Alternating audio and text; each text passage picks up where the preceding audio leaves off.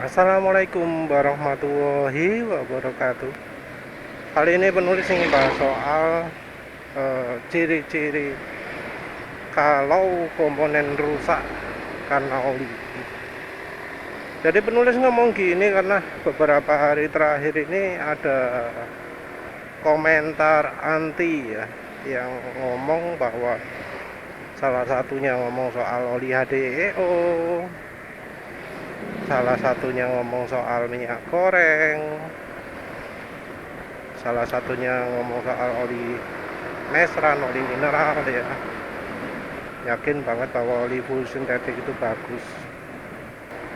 Ya selain dari uh, orangnya nggak lihat fakta, kita bisa cermati juga ya bahwa orang-orang yang ngomong seperti itu ya, yang ngomong ya motor-motor sampean rusak ya urusan sampean, kalau besok rusak ya yang rugi ya sampean, bukan saya gitu ya. Motor kalau pakai oli diesel beda itu, kalau pakai diesel ya pasti rusak. Motor pakai minyak goreng itu nggak didesain untuk oli mesin, kalau dipakai oli mesin ya pasti rusak mesinnya. Oli kok pakai mineral, nggak butuh waktu lama pasti bakal rusak kalau dipakai jangka panjang. Nah, orang-orang yang ngomong seperti itu biasanya kalau ditanya lebih lanjut, sing rusak bagian apa sih? Ciri-ciri kerusakan apa sih? Orang-orang yang seperti itu biasanya kabur, nggak akan jawab, menghindar,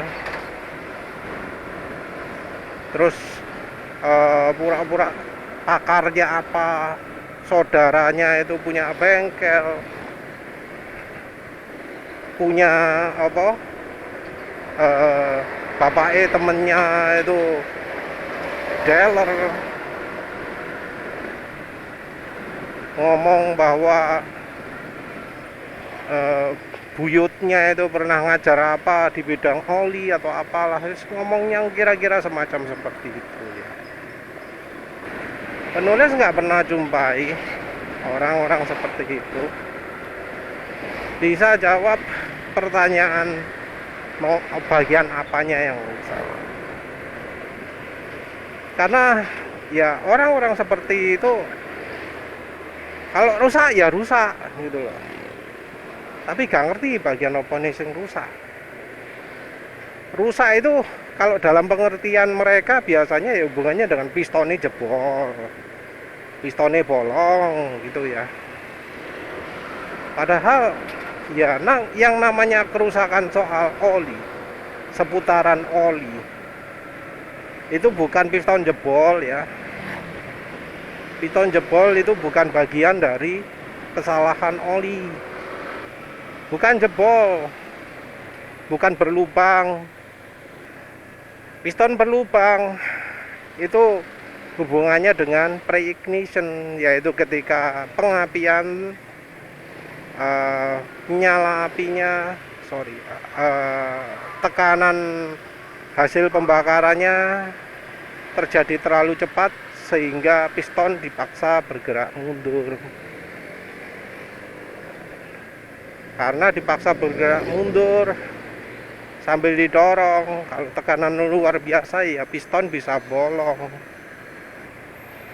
Kalau problem masalah oli itu ya problemnya seputar dari fungsinya oli ya. Jadi orang kadang nggak berpikir dari logikanya, fungsinya oli itu untuk apa sih. Jadi fungsi-fungsi oli saja ya entah pura-pura lupa, entah pura-pura nggak ngerti ya. Jadi fungsi oli itu adalah untuk melumasi antar dua komponen yang saling bergesekan. Itu satu ya. Yang kedua adalah menjaga kebersihan mesin. Bagian mesin yang perlu dijaga kebersihannya itu ada dua, yaitu bagian ruang olinya, yang kedua adalah ruang bakarnya. Kalau untuk ruang bakar sebenarnya tugas dari bensinnya juga, bukan cuma tugas dari oli. Oli itu istilahnya pembantu nih lah, bukan pekerja utama tapi yang asisten nih.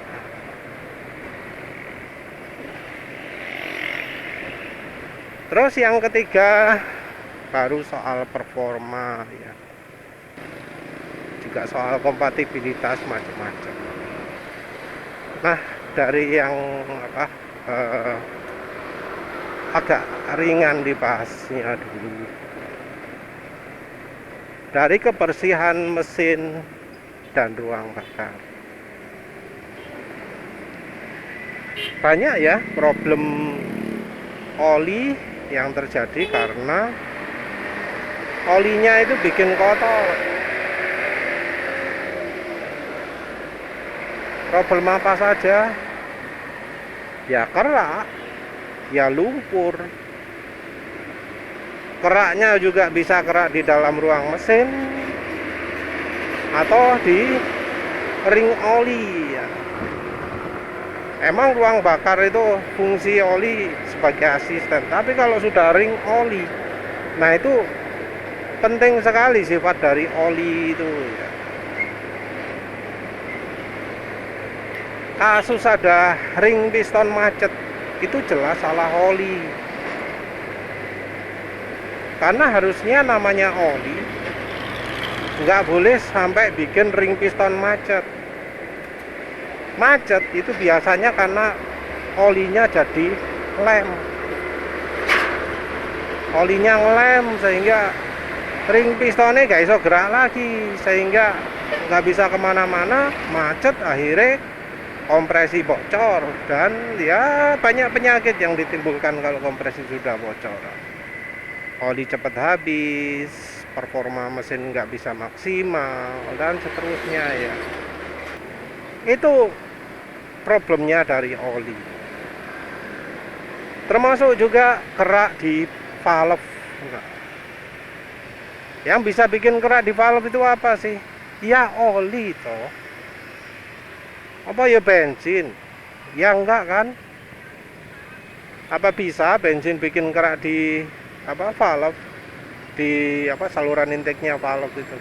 Kan enggak. Yang bisa bikin di situ kan ya oli. Sampai ngetimbul bentuk kerak macam-macam, terus terjadi kerak yang membuat valve-nya nggak bisa duduk dengan sempurna, nggak bisa menutup dengan sempurna. Itu kan sumbernya dari oli. Dari mana lagi? Atau mungkin mau nyalahkan debu. Nah itu kan beda lagi. Itu kan karena orangnya terlalu nafsu ya, pakai filter Verox yang sebenarnya nggak ada gunanya, tapi maksa harus filter Verox cek ketok racing gitu ya, biar bisa nempel stiker motor saya pakai Verox gitu tok. Padahal dari sisi manfaat ya nggak begitu jelas ya. Nah apalagi yang kerak di mesin ya, dalam ruang mesin terutama lumpurnya. Yang pertama varnisnya. Varnis itu yang menempel di permukaan logamnya dalam mesin. Awalnya sih kuning, tapi makin lama kalau makin parah bisa jadi hitam juga. Terus yang berikutnya adalah lumpur. Nah wis kalau sudah jadi lumpur bisa parah ya, apalagi ketika lumpurnya kemudian jadi membuntu lubang oli, lubang saluran oli. Padahal ya namanya pelumasan itu butuh bisa mengalir dengan lancar kemana-mana. Kalau lubangnya kebuntu sama oli, wes penyakitan sudah, penyakitan wes. Motor bisa rusak. Rusaknya ya karena ya kalau nggak ada oli ya nggak bisa kan terlapisi dengan baik, nggak bisa kan licin antar part mesinnya, rusak kan. Yang berikutnya soal compatibility dulu ya, soal kompatibilitas. Sering penyakit motor itu karena kompatibilitas. Kompatibilitas antara olinya dengan sealnya. Nah, justru oli yang paling aman itu adalah oli mineral, terutama grup 1. Sementara itu oli mineral yang grup 2 atau grup 3, oli PAO itu justru paling nggak ramah terhadap seal kalau misalnya resepnya nggak dilengkapi dengan ester juga. Jadi ester itu merupakan faktor yang penting untuk bikin oli itu aman terhadap seal. Kalau misal nggak ditambahi ester, ya ditambahi bahan grup 1, oli mineral grup 1. Penting itu biar oli netral terhadap seal. Kalau nggak gitu kisut. Jadi orang-orang itu berpikir bahwa masalah seal itu cuma terjadi kalau sealnya itu melar ya. Padahal kalau kita lihat di YouTube ya, penyakit-penyakit gara-gara seal itu lebih sering karena sealnya kisut ya, bukan karena melar. Kalau seal melar juga bukan karena oli biasanya, tapi karena terlalu sering pakai engine flush. Padahal engine flush itu sama sekali nggak ada gunanya, manfaatnya nol, zero benefit ya, nggak ada gunanya. Tapi orang itu merasa, wow mantep, padahal kalau dibawa ke bengkel dalam kondisi mesinnya berlumpur, nggak akan dibilangi suruh engine flush. Pasti bilangnya, turun mesin mas, kayak gini wis parah ini, nggak bisa diapa-apain. Ya padahal sebenarnya bisa ya. Bisa, tapi ya karena entah mekaniknya gak ngerti atau karena pingin cari untung ya bilangnya nggak bisa. Tapi melar itu biasanya gara-gara engine flush. Kalau penyakit kalau orang-orang yang nggak pakai engine flush nggak ngalami ya rasanya oli melar, seal melar itu. Yang sering adalah seal kisut. Seal bentuknya masih utuh, gak kelihatan apa-apa, tapi rembes. Mesin gak pernah diapa-apain, gak pernah dibongkar, tapi rembes. Nah, rembes ini macam-macam. Rembes itu bisa di dalam, bisa di luar. Kalau yang di bagian luar, misalnya ya kalau di motor yang sealnya magneto, kalau di mobil sealnya apa, kulan, sealnya starter motor atau apalah, wis sembuh lah. Itu penyebabnya ya gara-gara oli. Kalau di luar resikonya cuma rembes keluar ya, oli cepat berkurang. Nah yang parah kalau di dalam, soalnya penulis pernah lihat kejadian apa, bagian motor tidak terlumasi karena sealnya. Penulis bilang gini karena penulis pernah lihat ada kasus motor ya rusak karena seal dalemannya. Kenapa seal dalemannya? Ngocor. Jadi sealnya itu harusnya kan menjaga tekanan oli biar tetap positif. Tapi itu karena sealnya itu kisut, ngocor, olinya yang dari sebelah kanan kalau nggak salah nggak bisa lari ke kiri. Dan karena nggak bisa lari ke kiri, bagian komponen mesin yang kiri dan banyak bagian lainnya itu nggak kelumasi. Dan kalau nggak kelumasi ya rusak dong. Jadi rembes itu ya penyakitnya oli juga yang orang jarang perhatikan. Jadi rembes itu pengaruhnya besar sekali. Nah, yang berikutnya adalah yang soal oli itu fungsinya untuk melapisi dua permukaan logam yang bergesekan. Intinya oli yang dikatakan sebagai pelumas itu melumasi. Melumasi fungsinya biar satu licin, terus yang kedua adalah biar nggak aus. Jadi kalau ada bagian dalam mesin, bagian yang seharusnya kena oli, terus kemudian aus, maka itu yang harus disalahkan adalah olinya. Jadi kalau ada komponen-komponen dalam mesin ya yang aus, yang oblak, kalau bearing aus itu kan pasti jadi oblak. Nah, itu harusnya yang disalahkan olinya. Nah, faktor ini ya, faktor ini yang seringkali ditolak gitu loh sama orang-orang yang sering menakut-nakuti. Namanya roller rusak, aus, oblak, goyang, itu penyebabnya ya jelas karena oli. Yang namanya bearing oblak, yang namanya bearing duduk,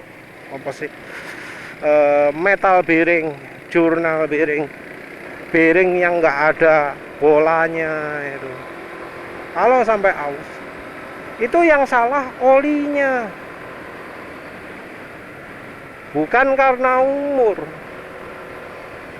Mungkin memang ya yang namanya komponen mesin, kualitas partnya itu berpengaruh, tapi yang paling berpengaruh itu adalah pelumasnya.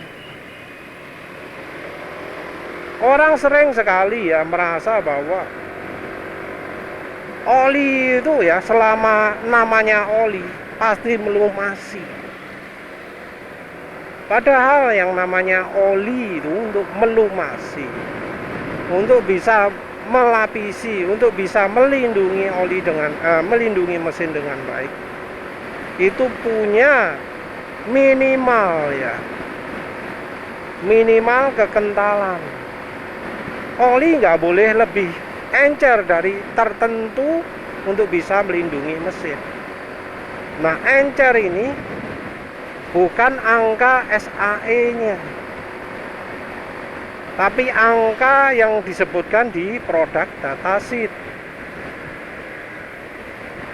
terutama dari HTHS-nya. Untuk bisa melindungi mesin ada angka HTHS tertentu, dan ini tergantung daerahnya. Daerah yang dingin ya tentu HTHS-nya bisa kecil, nggak butuh besar-besar. Tapi daerah yang panas HTHS-nya harus tinggi biar olinya mampu melindungi. Apalagi ketika sekarang bahan oli itu sudah pakai grup 2 atau grup 3. Ya kebanyakan grup 2 lah. Film strength dari oli grup 2 itu lemah.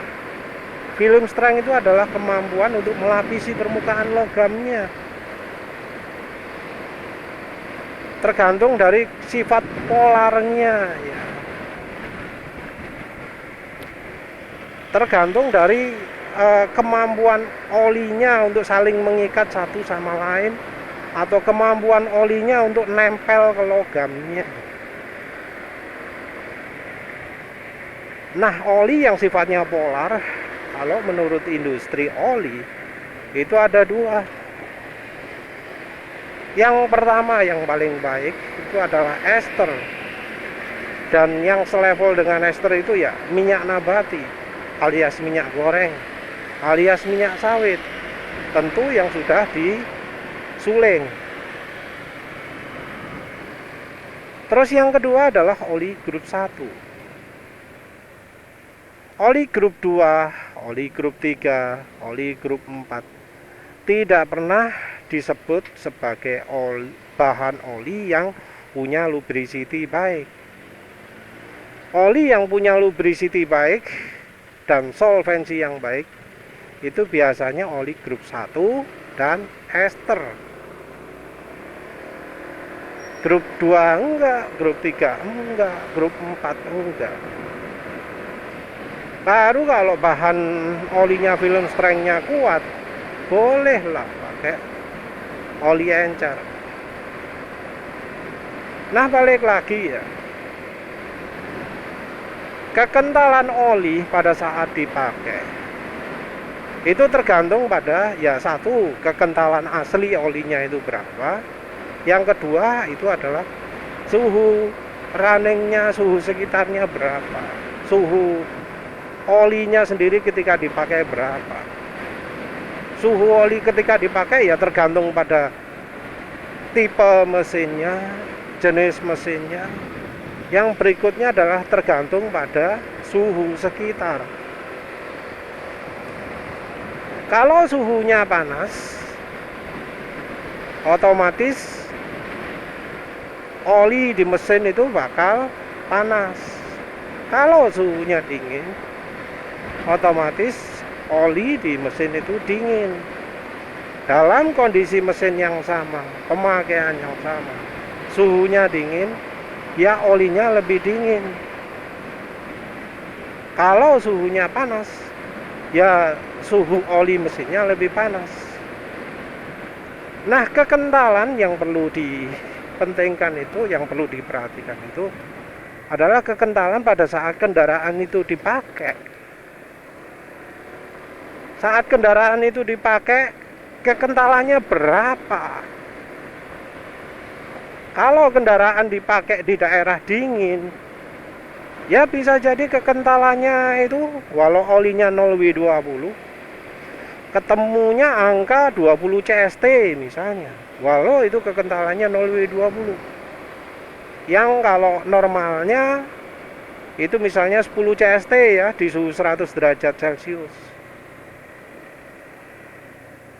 Nah, kalau olinya itu kental ya, bisa aja olinya jadi misal 15 CST atau 14 CST, walau aslinya itu 18 CST. Karena misal mesinnya jalan di suhu 110 derajat Celcius. Negara dingin pakai oli encer, ya wajar. Karena kekentalan oli saat mesin jalan itu nggak akan terlalu encer. Tapi kalau kita pakai oli encer, ya wis malapetaka. Karena apa? Suhu ketika oli jalan itu lebih panas daripada negara-negara lain. Nah, kalau oli sudah terlalu encer, ya nggak bisa melapisi, nggak kuat melapisi. Apalagi kalau daerahnya panas. Ya, termasuk daerah penulis gini sudah cukup panas. Pakai oli 10W40 di motor NMAX gini nggak akan lama sudah.